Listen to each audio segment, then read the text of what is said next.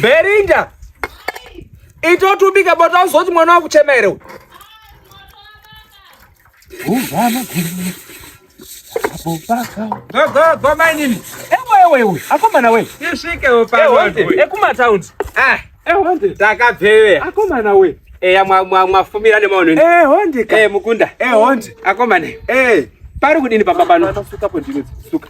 Apano pakanaka. Kaguti ndo kati uraya. Kakati ndakasangana na sorozuro. Wafona akati anda akatambiza mai kuri pasuru andinoziyo kuti chinyi.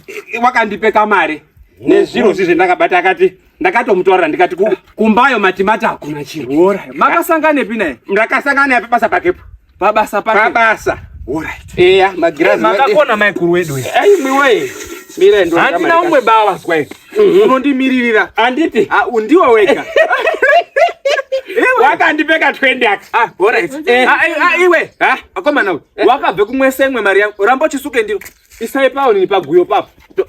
Ndo tsindika paguyo. Kana padombora.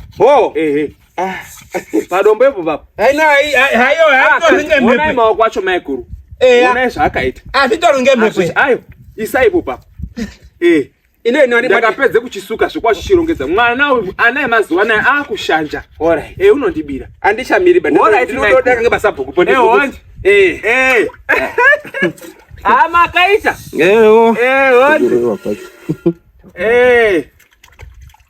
Unoona zvandinotaura? Unoona zvandiri kutaura?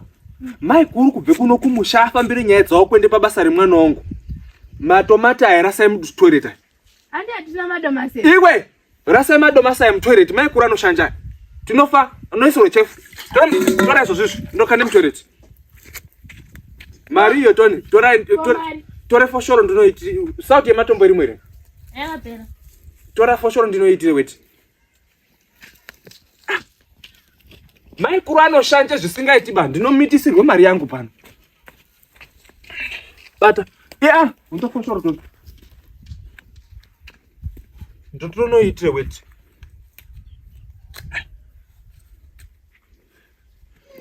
Endo asem toilet. Alright. Gomba hii. Alright. Gomba.